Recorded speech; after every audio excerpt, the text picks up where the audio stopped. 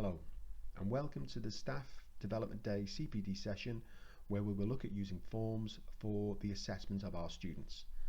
My name's Andy and I'll help talk you through this video where we will consider things like why we should be using forms to assess our students, what type of assessments we can do, when we could possibly assess our students at particular parts of the course. We will look at the type of questions that we can put in. And we'll also look at the type of marking and the type of feedback that forms can help us provide. And then we will consider the amount of data that we ourselves will get from the student answers that we can use to help inform our planning and also help the students improve their progress. There will be some timings down the side of the screen that you can see. Use those timings if you want to sort of jump ahead or jump back to any part of the video that you need to review. Okay, so let's move on. Why use forms? Okay, let's get started. Some of you may be thinking, what is a form? What does it look like?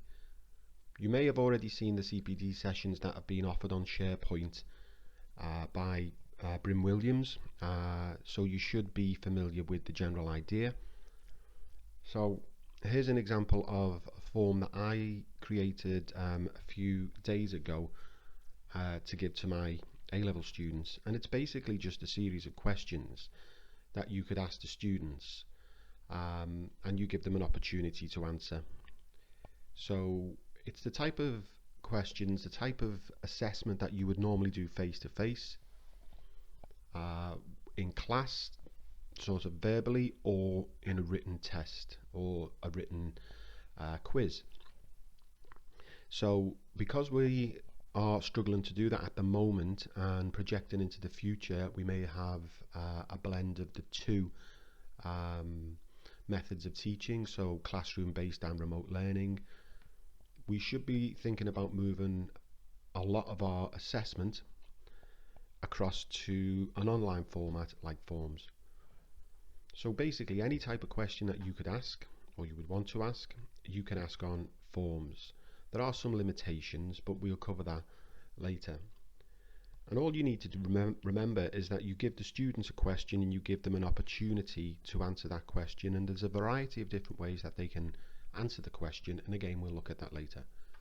So you create your form, it will generate a link, you send that link to the students, however they get that link, via email or via a message board or via Teams. They will follow the link, log in using their college email address, and then start to put their answers in. Now the reason why using forms is better than traditional methods is that it's so flexible for remote learning. This is the main reason why we're pushing this, but I would actually suggest that regardless of remote learning and this distance learning that we've been carrying out, we should be thinking about putting quite a lot of our assessments online because it's just so much easier. It's more flexible for the students, so certainly at this time when we've got a lot of upheaval, the flexibility for the students means that they can access the online test, so the assessment, they can access that when they can. So we know that we've been looking at some students accessing work on Teams or emailing or whatever at 2-3 o'clock in the morning. That's not unusual. So we know that there are some students whose circumstances will dictate when they can access the work. Another benefit for us, certainly, it's quicker and easier to mark, it's quicker and easier to analyse, and it's quick and easy to edit. So once you've set up one assessment on forms, you can easily tweak or tailor that to produce another similar test, or if you like the particular format of the test you've done, you can just duplicate it and rework the questions. So once you've done one or two, you've broken the back of it, and then it's just a case of duplicating the form that you've used. And obviously it's all paper free, it's online, so there's less wasted paper, there's less stacks of paper mounting up on desks, and there's less paper to go missing, so students can't say that they've left the homework in the bag or that they've lost the worksheet that you gave them. It's just it's all online, so it cuts down on a lot of the unnecessary paperwork.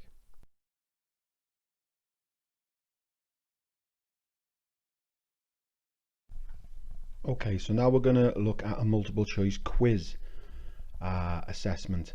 Now, I've got two different types of multiple choice question as such. This is a quiz. You'll see what I mean when I explain the two types. But basically, for a quiz, we have a simple question. So in this case, what is the charge on a proton? And then as many options as you would like for the students to choose from. So here for the quiz, it's just going to be recall. It's going to be subject knowledge, so something fairly straightforward, and it's something that they would either go in to the test with or without. Hopefully they would go into this sort of quiz with this knowledge. So you put your question in and you can put a variety of correct answers in, and that's that. And what the students will see is the students will see this information here. It will give them the question, it will give them the possible answers, and they select. So it is quite limiting in terms of the range of questions and the depth of questions that you can ask. And certainly they could just hammer this out. If there's 10 questions, they could do it in a minute just by randomly clicking through. So in terms of the quality of the assessment, multiple choice quiz questions are quite limited.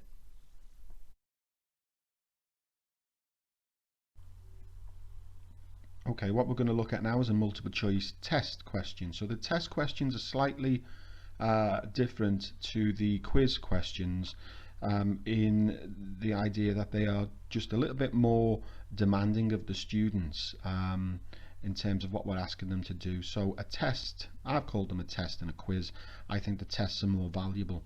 You'll see that the format it looks identical to the quiz question. However, instead of coming into this test with the answer already in the head in terms of a recall type question or a subject knowledge type question, this is an application question. So this is where we're asking the students to take the information in the question and use their understanding of the subject to then arrive at the right answer. So this question has got a command word in, so the calculate. So as soon as they see calculate, they know that they should have a piece of paper and a calculator and a pencil to hand, because they're going to calculate the correct answer. They would also need to know the formula to calculate the area of the right cylinder. So again, they would have to have that formula in the head. They would also need to be able to calculate it correctly to arrive at that right answer. There's also the use of the word diameter. There's another stage for the students to actually be able to then start calculating that to basically half the diameter to get the radius, because the formula for the right cylinder is the radius and the height, and then they use that in their calculation. So hopefully you can see that there is a slight difference with this type of multiple choice question, but it's actually, I think, it's far better in terms of the assessment. So now we'll look at a short answer, so it's quite a closed type of question. So these are short answer questions, I've called them, but you'll know what I'm talking about. So basically, this is an end of unit test that I've given my year 1 A-level students fairly recently. So it's out of 50 points, so it's quite a long one. So the first question is a definition. So that's a short answer, so we're not given the opportunity to pick from a multiple choice. They would have to go in with that definition in their head. So again, it's subject knowledge, but it's more difficult than the multiple choice, and they have an opportunity to put their answer in. So that is a short answer question.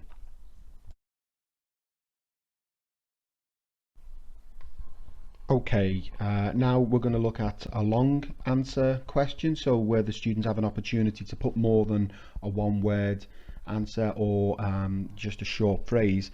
It's where they have to explain. So as soon as they see a command word that includes explain, that's their cue that they need to start to put more detail into their answer. And they obviously look and see how many points are available. So we've got 2 points available for this question, and it's an explanation. So they're going to have to use roughly 2 bullet points or 2 specific parts of the answer. So that's why we give them the long answer text, so they've got sort of as much space as they want. Obviously they want to be economical with their answers, they don't want to waffle. So these type of questions are the type of questions that the students can put down whatever they think, and we have to go back in and mark that thoroughly. So a long answer text question.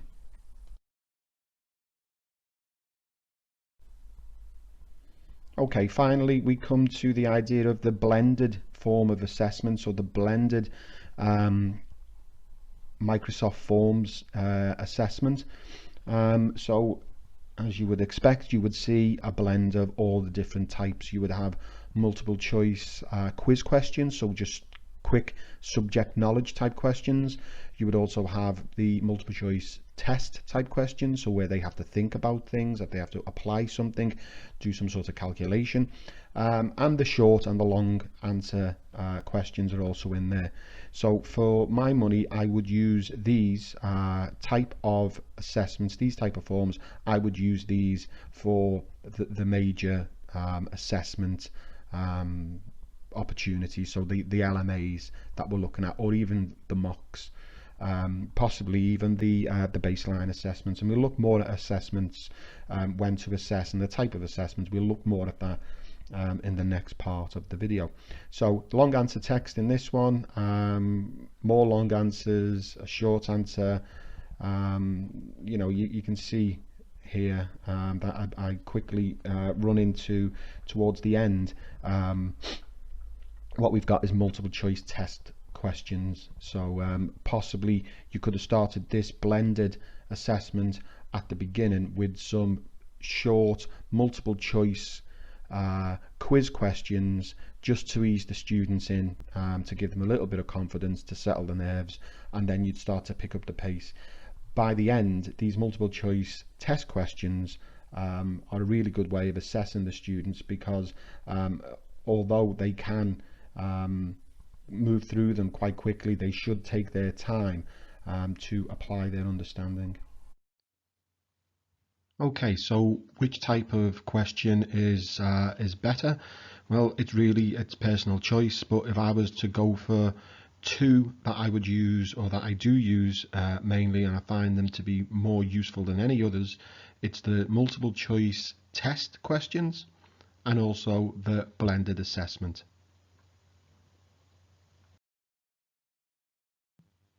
So when should we set these online assessments? We're going to look at AFL lessons in a little bit more detail in a few seconds, but if you look down the list, we've got baseline tests, homework, flipped learning, revision, and then major milestone tests like LMAs or end of unit tests. So a lot of them are fairly straightforward. If we look at baseline tests, the reason why these online assessments are particularly useful for baseline tests is the quick turnaround. So we have quite a quick turnaround in terms of the start of the year, getting the students in and turning around these baseline tests, and then getting a lot of data onto the system. The baseline tests, we can speed up the marking by using forms, but critically we can identify which students would need that little bit more support at the start of the year, and who are the more able students. In addition, the flipped learning is also interesting, because we can give the students a series of questions or a series of tasks that they haven't studied yet. But the idea with the flipped learning is you turn it into a research project. So you can give them exactly the same questions that you would see in an AFL lesson or an end of unit test, but you just tell them to go away and do some research and complete their answers online after doing a little bit of research. So it's forcing them to engage with the content more effectively. So when they come back to your class, they know a little bit more, or hopefully a lot more, than they did initially. So we'll have a quick look at the AFL lessons.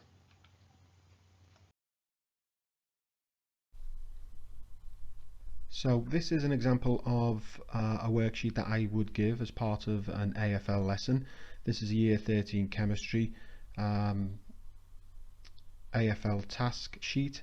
So usually this could be given out as a piece of paper, it could be given out as homework or whatever. The idea is that we've got hierarchical tasks, so going from the grade E through D, C, B and so forth, and the tasks or the questions get progressively more difficult, and it's up to the students to work their way through, and then when they've completed the lesson, we would have a look at it, we would discuss where they struggled, and then try and put some support in for the student at the particular point at which they struggled. The reason why these are so good is that because later on in the end of unit tests, and certainly later in the examinations at the end of the course, these type of questions will appear. So this identifies where the students struggle and gives them an opportunity to fix that before an LMA or an end of unit test, and certainly fix it before the exam for the overall course grade. So how do we produce the same sort of assessment in terms of the online forms? We just simply copy everything. So you've already got leveled or graded or hierarchical tasks or questions, and you just simply put them straight into a form. The students can work on that online, so we can set this remotely. They will be able to work on it online. Some of you may have noticed that one of the questions was a question that asked them to draw and name a structure, so they've got to draw out a structure. So obviously in class or for homework, if we've given them a piece of paper, they can do that, but online it's a bit more difficult. But if you give the students the opportunity to upload a file, they will be able to draw something out on paper, take a picture with the phone and upload it directly to this form, where it will record their answer to this specific question, obviously again against the student's name. Okay, if you were to ask me which one is the best, or which ones do I like to use the most, it's the AFL lessons without a shadow of a doubt, either online or paper based, and also the end of unit tests. The reason the forms are really good for the end of unit tests is because, or the LMAs, is because that we've got a record. We keep a record of each individual student's performance in the major milestone tests, and that has obviously been extremely helpful this year when we've had to go back to that sort of evidence for the predicted grades for the students.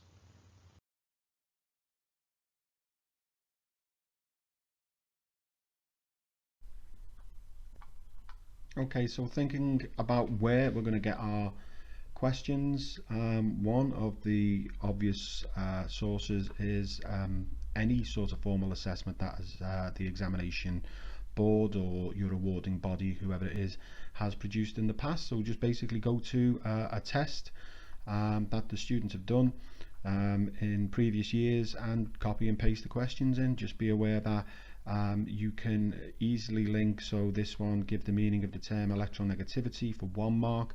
That would be a short answer question, it's a definition, and then the follow-on question, explain how dipole, permanent dipole, blah blah blah. That's a 2 mark question. Because it's an explanation, it would need a long answer format type question on the form. Another source is the schemes of work, or the actual specification that the exam bodies give you. So if you have learning outcomes or learning objectives, whatever, we can derive a lot of questions from that. So basically, here's an explanation. Explain how some cells are can be recharged. You can just drop that in. That would be probably definitely a higher level question. But basically, you can just take them from schemes of work and also specifications. If I had the specification here in front of me, let's see, let's get another specification. We're literally linking all of the skills, all of the tasks that the students should be able to do from specifications, calculate empirical formula, blah, blah, blah. So they're telling us that students should be able to do that. So we set our tests, our assignments based on literally what they're going to be tested on at the end of the course. So there's just a few more things for me to flag up here. One of the best things you can do is rejig questions. So basically, if you've got an old form that you've used in the past successfully and you want to give that out again to the same group of students, but you don't want to recreate a completely new form, just change the questions around. You can either do that by shuffling the questions, but more useful would be to what I've said there, rejig the question. So if you take a definition, say you want them to give you a definition of a psychopath, and they provide a definition. The next time you ask that question, you give them the definition of a psychopath and ask them, what does it define? So it's literally it's as easy as that. Another tip, don't make up your own questions. Don't turn this into a really onerous task where you spend hours and hours struggling to think of questions. Find a bank of resources, find a bank of questions. As I've mentioned before, past paper questions are really good. They're all over the place. Textbooks, they're all there. Worksheets, any old worksheet you've got, just throw the same questions in. Tiered questions, so again, either within the same test, start to increase the difficulty. So start off with an easy question, move on to a more difficult question later on, but also explain that to the students. So explain the idea that these will start off relatively straightforward, but they do get more difficult, and what that will do is it will reassure them when they start to struggle that there's a reason why they're struggling, that the questions are getting more difficult. It shouldn't put them off attempting them, and what we're trying to do is encourage them over the period of the 2-year course or whatever to actually just get better and better. So if you explain that to the students, that's really helpful. So my top tips again here, if I was to give you advice on what to really look for if you want to hone your skills, go for learning outcomes from either textbooks or specifications or schemes of work. Don't make up your own questions, and always explain everything that you're doing to the students.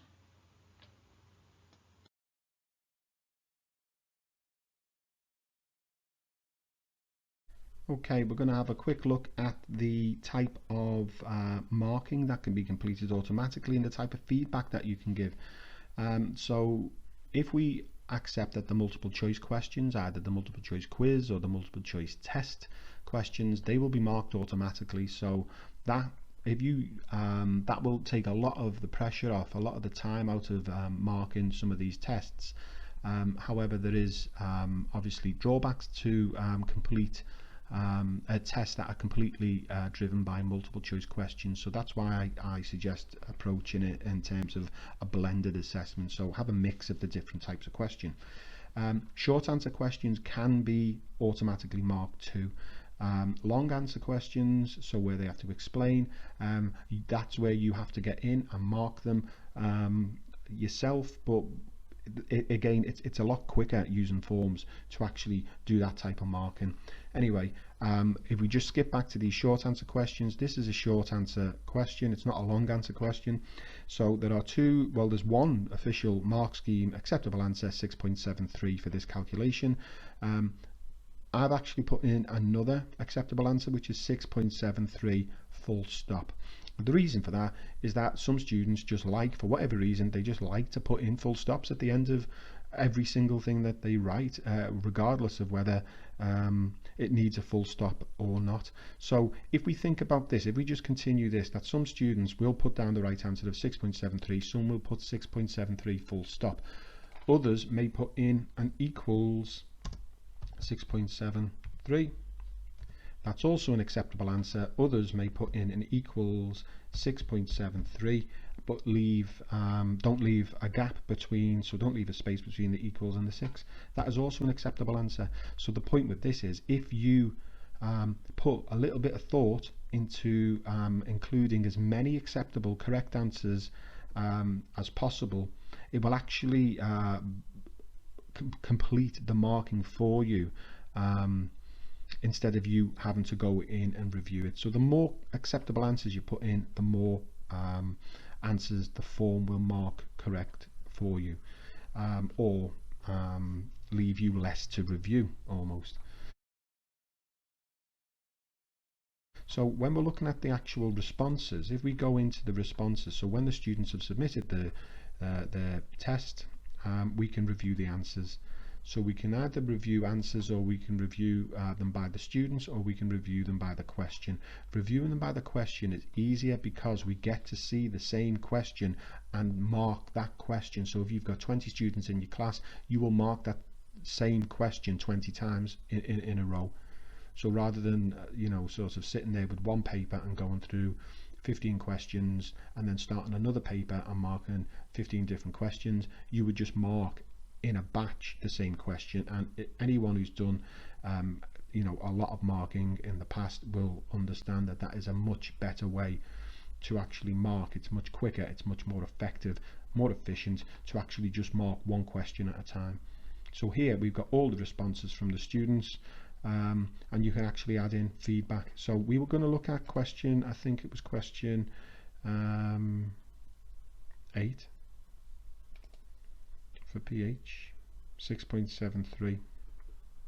So you can see that 5 people have put 6.73, got the right answer. Some have, well, one person's put 6.73 full stop,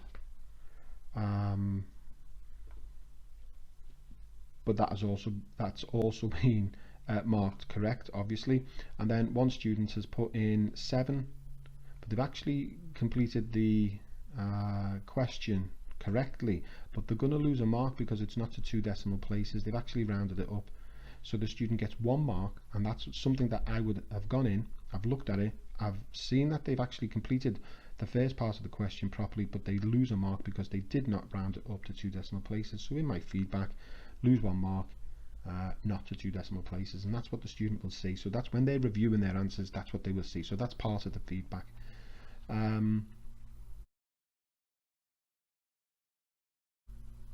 Another thing that we can look at is when we review the answers, we can review them all at once, so we can see which students actually scored. So we've got, they're saying 1 out of 8 answered it correctly. That's 1 out of 8 was auto marked correctly, but we can see that everyone got this question right. On the next one, everyone got it right, it was marked correctly. On this next one, we've got a variety of different answers. So the idea is that you can go in and you can see quite clearly that on certain questions, some students did well, some students didn't do so well. So this question, it's a little bit further down in the test, so you can see that students, they're not all getting it correct. So we're starting to see now a split between the more able students and the students that need a little bit more support.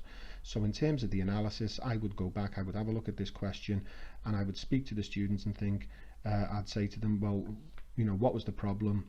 Or I'd look at their working out and we'd find out what's gone on. This is a particularly difficult question. I know exactly where they've struggled, so it's an easy fix for me and an easy fix for the students. But the point is that the form will collect all of the correct answers, and it will be so easy to highlight where individual students struggle and also where the group struggles, if at all they do.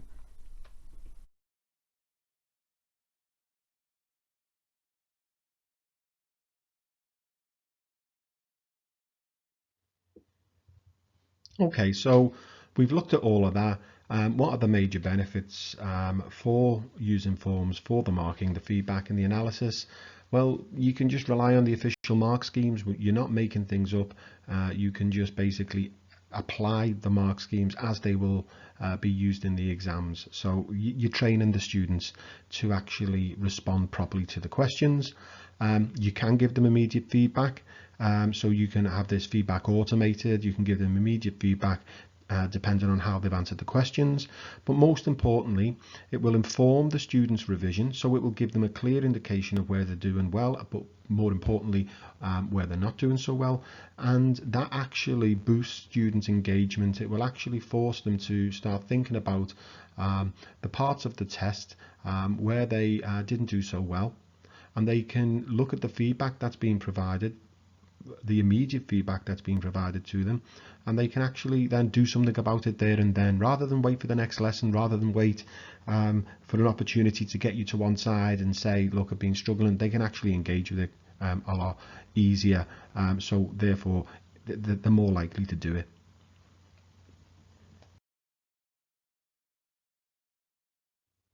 Okay, so let's have a quick look at how we're going to use this data to help move everyone forward, and we'll summarize what we've been looking at on this session.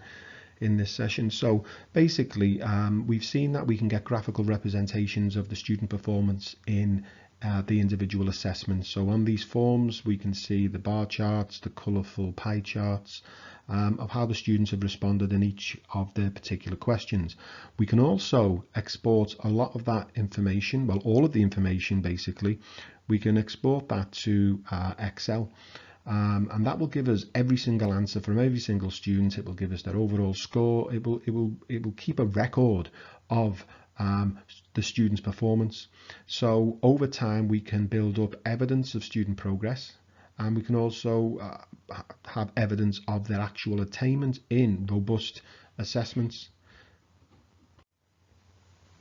And when we think about all of that combined, what it does is it moves everyone forward. It will improve our planning. It will improve us as teachers, which is never a bad thing. But critically, the reason we're here, it's going to help improve student performance. It will help us get the students the grades that they are capable of getting. It will actually help us get students grades that they think are beyond them. So it helps move everyone and everything forward. It's a really useful way of assessment. It's a really powerful teaching tool to motivate and engage the students. I hope you've found this short video or long video, depending on your viewpoint. I hope you found it useful, and if you've got any questions at all, you can contact me directly, and there is obviously a short form for you to fill out where you can ask questions within the form, and I'll get back to you as soon as possible. Thank you very much.